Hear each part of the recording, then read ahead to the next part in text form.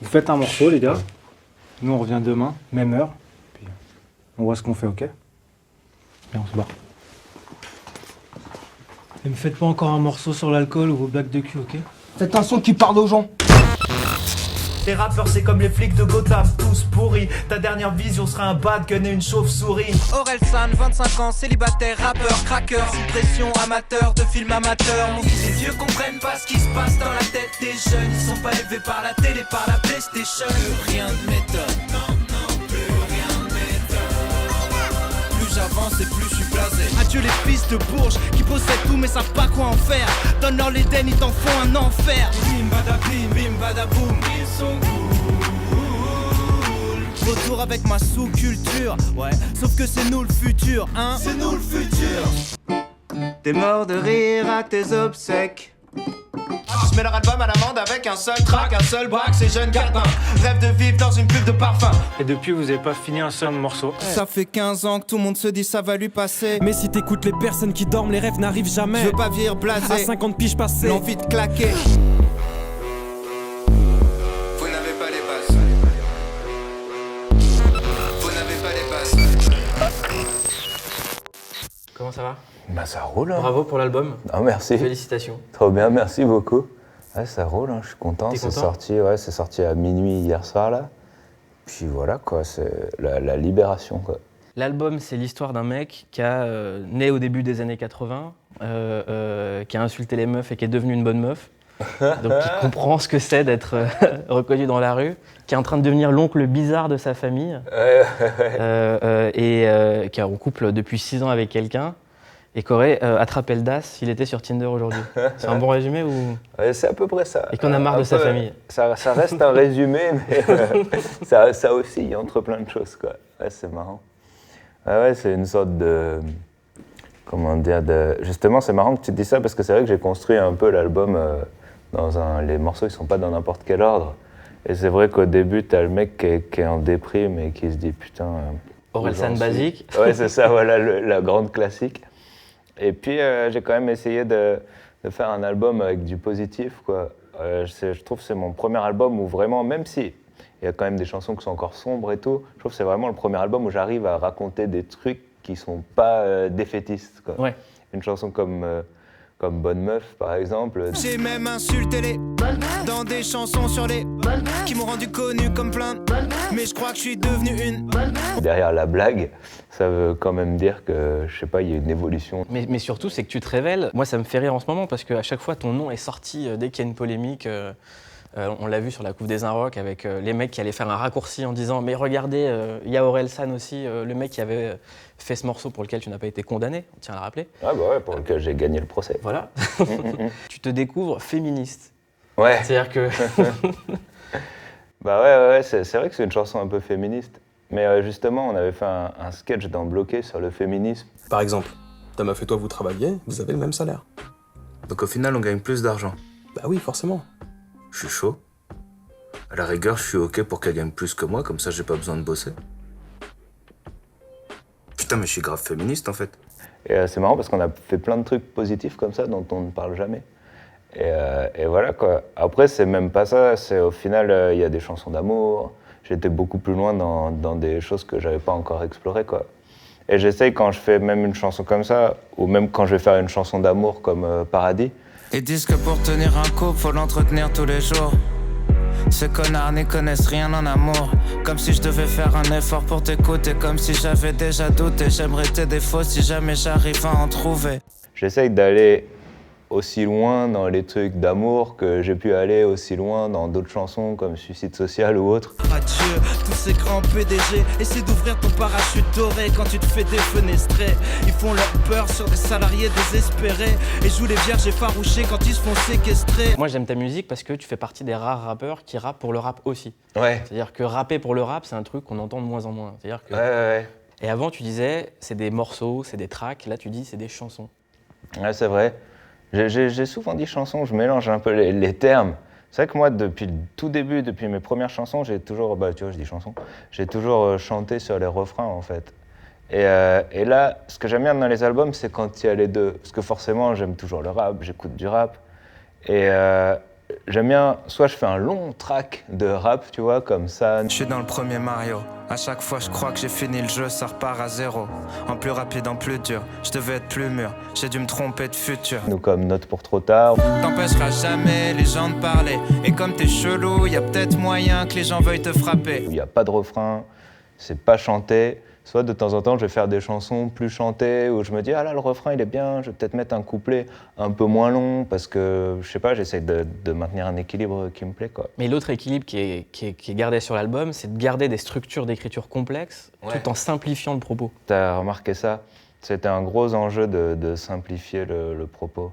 Parce que moi, comme tu disais, je suis un rappeur des années 90. À la base, c'est là où j'ai commencé à rapper.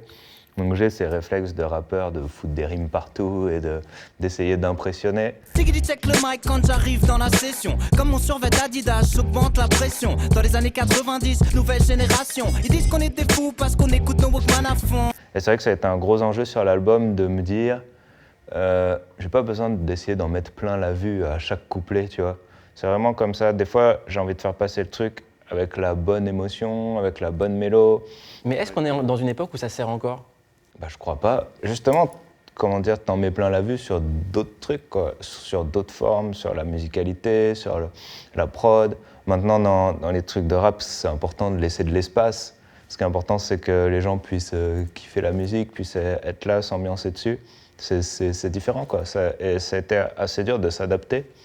Mais en même temps, comme j'écoute beaucoup de sons actuels, et j'ai toujours écouté un peu les trucs qui sortent. Et moi, j'ai toujours beaucoup aimé le rap anglais, les raps un peu bizarres. D'ailleurs, il y a Dizzy sur l'album. Ouais, il y a Dizzy Rascal sur l'album. Et du coup, c'est vrai que ça a été un enjeu, quoi. Mais il a fallu à un moment se dire, bon, comment je vais trouver mon propre truc là-dedans, quoi. Et comment t'as fait, en fait ? Parce que cet album, il a vraiment rien à voir avec les autres. Ouais, il est différent, mais je pense que c'est celui qui me ressemble le plus. Parce que, je sais pas, à un moment, j'ai essayé d'être le plus sincère possible. J'ai essayé de...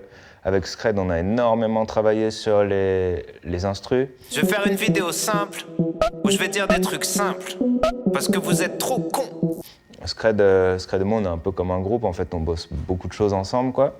Et on s'était donné une sorte de brief au début de l'album parce que mes albums d'avant, je trouvais, il manquait un peu de cohérence dans le sens où c'était limite une chanson, une instru, tu vois. Genre ça, on va faire une instru à la Supertramp, ça on va faire une instru dubstep, mais avec les qualités que ça. Le brief, c'était faire une sorte de mélange de grime avec des mélodies un peu folk mélangées avec des trucs actuels un peu trap, tu vois. Moi, j'ai compris le titre « La fête est finie ». Il y a plein de lectures possibles de ce titre, ouais. Mais il y a aussi le titre genre « La fête est finie » avec la vision que vous avez du rap. C'est la musique qui vend le plus.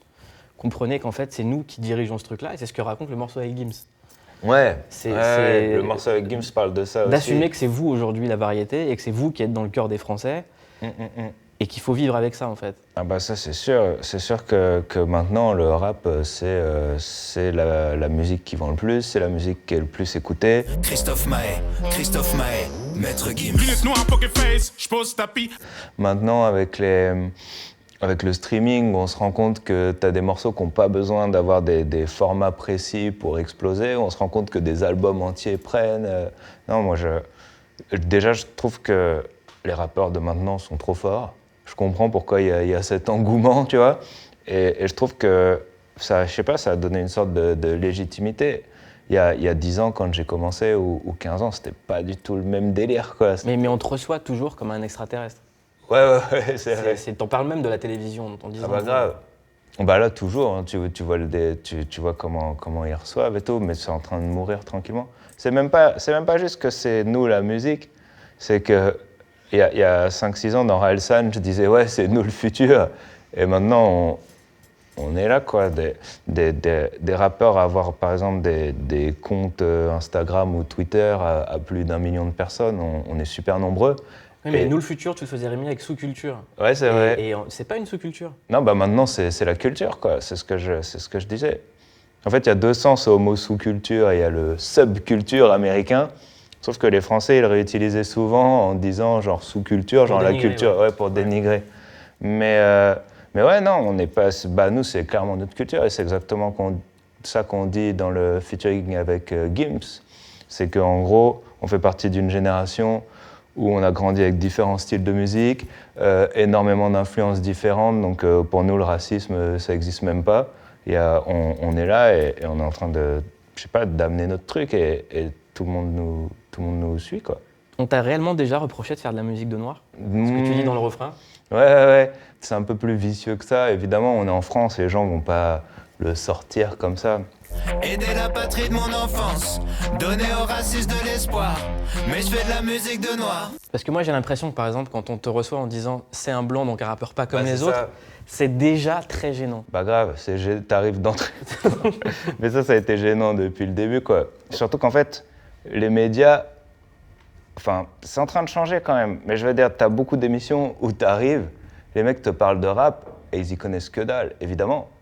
Et c'est inquiétant parce que tu te dis, s'ils osent parler de rap alors qu'ils y connaissent clairement rien, ça veut dire que sur plein de sujets, en fait, t'as plein de gens qui s'expriment et qui connaissent. Et ce qui est rien, drôle, quoi. c'est la dichotomie avec le public, c'est-à-dire que le public connaît le rap vu qu'il est extrêmement nombreux, et il y a plus de gens qui écoutent le rap qui regardent les émissions de télé. C'est pour ça que plus personne regarde la télé aussi. Au bout d'un moment, c'est assez vicieux la façon dont les gens font des amalgames et puis ils aiment bien.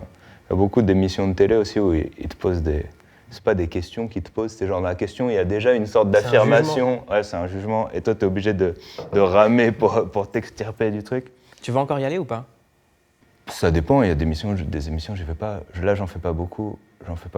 Après, la promo, c'est pas ma partie préférée. J'aime pas spécialement me voir, etc. Mais après, t'as bossé 1 an et demi sur un album.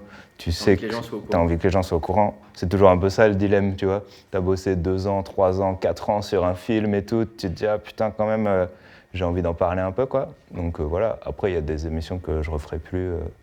A priori, quoi. Mais bon, il y a toujours le petit délire. Et puis aussi, après, si t'arrêtes d'y aller, comment tu te défends, quoi?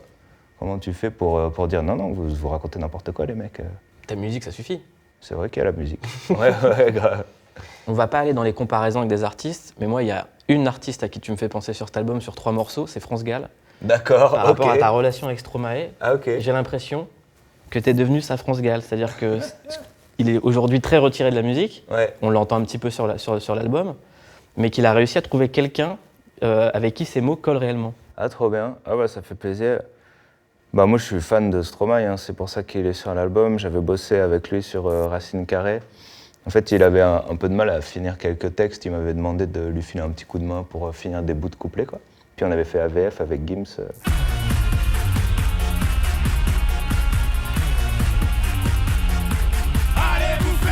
Et du coup, je savais que quand je referais un album solo, j'irais à Bruxelles à un moment ou à un autre et qu'on essaierait de faire des tracks ensemble. Là, il a fait la prod de Tout va bien. Tout va bien, petit tout va bien. On a fait La pluie ensemble, donc. La France où on danse la chenille, où on prend plus de caisses que des crash tests demi. J'ai des potes diplômés, d'autres qui n'ont pas lu de livres qui sont sûrement sur un mur et dans les rues du centre-ville. Après, je pense aussi on a beaucoup de points communs, donc on s'entend bien. Mais pour moi, c'est un mec... bosser avec lui, c'est exceptionnel parce qu'il est juste, quoi. Et en plus, Stromae et moi, des fois, je bosse avec des gens, je vois où ils vont, tu vois.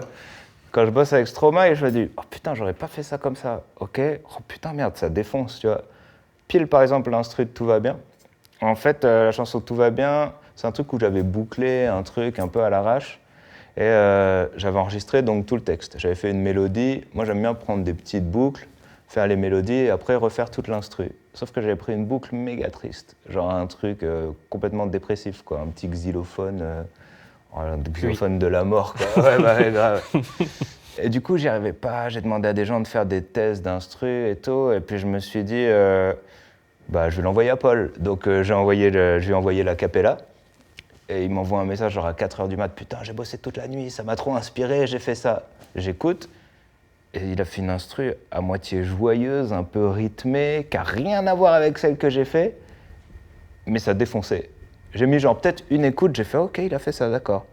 Et deuxième écoute, j'ai fait putain, c'est un génie. Mais cette façon de travailler, ça va avec la mainstreamisation du rap. C'est-à-dire qu'aujourd'hui, on peut travailler comme ça dans le rap. Ah bah grave. C'est pour ça que je prends la comparaison France Gall, Michel Berger. Ouais, à fond. On peut travailler comme ça, et puis en plus, on a les moyens de le faire, etc. C'est mortel, quoi. Et c'est vrai que ouais, y a ce délire. Après France Gall, Michel Berger, c'est un peu bizarre, tu vois. Non, mais je te parle dans le dans la relation Dans la d'artiste. relation, mais grave. Je connais pas votre vie. Ouais, on ne sait pas, personne ne sait. Et du coup, c'est vrai que moi, bosser avec Stromae, c'est un truc, si on me disait tous les jours, tu bosses avec Stromae, à chaque fois qu'on se retrouve en studio ensemble, il y a des trucs qui sortent, quoi. Et tous les deux, on est relous. Ça veut dire on peut rester dans le studio 6 heures pour trouver une phrase, tu vois.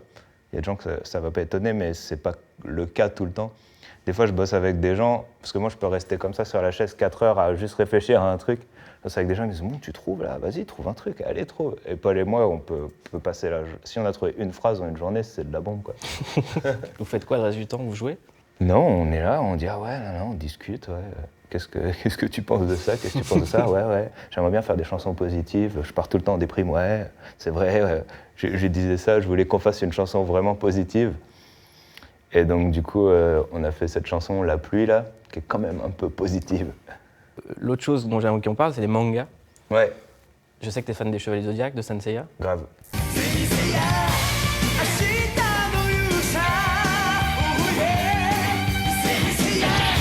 Andromède. Ouais. Le débat. Le débat. Moi, je suis fan de ouf d'Andromède. Voilà, merci. Ouais. Voilà.